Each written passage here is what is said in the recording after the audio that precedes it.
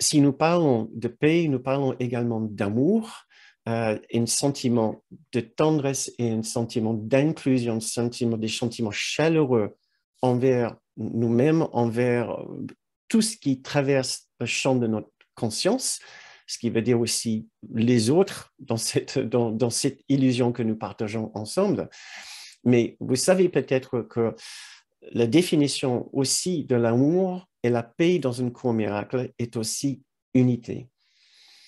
La réalité au-delà de toute apparence est cette unité parfaite. La présence, ce que nous appelons aussi la présence de Dieu. Mais nous pouvons aussi bien parler de la présence de l'unité parfaite ou la présence de l'unité parfaite de Dieu.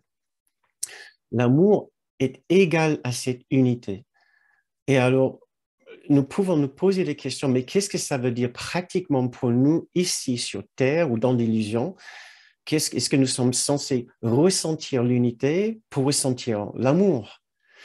Et en fait, Kenneth Wapnick nous apprenait que au ciel, ou une fois que nous sommes réveillés entièrement de cette rêve de séparation, nous allons connaître effectivement un état d'unité parfaite au ciel, ce qu'on appelle au niveau 1, dans la réalité, la vraie réalité.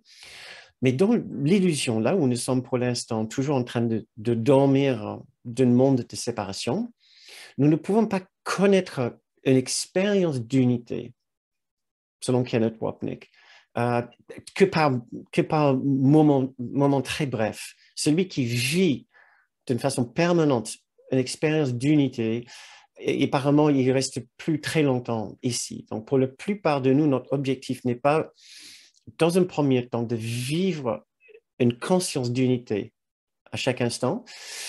Ce que Kenneth faisait pour nous aider dans nos démarches ici, il nous disait que l'unité au ciel se traduit de deux façons très pratiques pour nous dans notre expérience de tous les jours.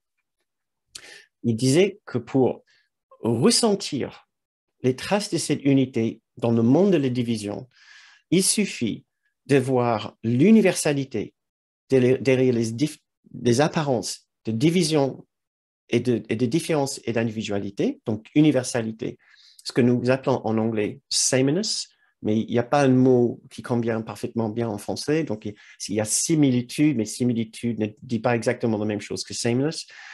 Same, ça veut dire pareil, le fait d'être pareil, l'état d'être pareil. Donc, il y a une démarche, c'est que nous allons essayer de voir au-delà des différences et voir comment nous sommes pareils à tout le monde. Le deuxième aspect de l'unité traduit dans ce monde ici, de l'illusion, c'est l'idée d'intérêt partagé, l'idée que nous voulons la même chose que tout le monde. Au lieu de vouloir des choses séparées et en conflit, en compétition les uns avec les autres. C'est ce que je propose pour ce soir. Nous allons faire deux méditations. Le premier, c'est pour nous approcher à cette idée, ce ressenti d'universalité avec les autres. Et le deuxième, c'est pour nous entraîner et avoir une certaine expérience d'intérêt partagé avec les autres.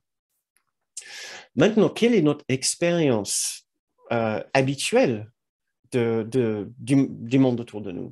C'est certainement pas d'universalité et d'intérêt partagé, c'est plutôt de différence avec les autres. Ça veut dire ce que nous avons dit tout à l'heure, un sentiment de différence, de division, de conflit, d'opposition et de séparation. Une façon de dire nous ne sommes pas pareils. Je ne suis pas pareil à l'autre personne. Maintenant, ce que nous apprenons, une chose très intéressante, même les psychologues ont fait des recherches sur ceci, il est impossible d'avoir un ressenti ou une pensée de compassion et de tendresse envers quelqu'un avec lequel nous ressentons des grandes différences, des différences importantes. Il est beaucoup, beaucoup plus facile et naturel pour l'homme de ressentir de la tendresse, de l'amour, de l'inclusion, de la compassion pour quelqu'un qui nous ressemble. Maintenant, dans une cour miracle, on va s'entraîner à essayer de voir comment nous ressemblons à chaque personne sur Terre. C'est l'idée de l'unité, de voir à travers les apparences de différence avec chaque personne. Nous allons faire un effort de voir comment est-ce possible qu'au-delà de ce qui semble être des différences importantes pour nous, en fait, il y a un fond qui est très, très semblable, voire exactement pareil avec les autres. Le deuxième exercice que nous allons faire, c'est par rapport aux intérêts séparés et opposés.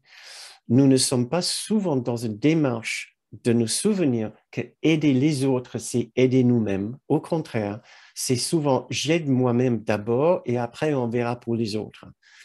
Ça semble extrêmement naturel dans ce monde ici, puisqu'il paraît qu'il n'y a pas assez pour tout le monde. Donc, on protège d'abord ses propres intérêts et puis on s'occupe, si on est particulièrement bien luné, on va s'occuper des intérêts des autres, mais il ne faut pas trop compter dessus, sauf si c'est un bon jour. Voilà ce que nous allons essayer de retourner, ces deux tendances de l'ego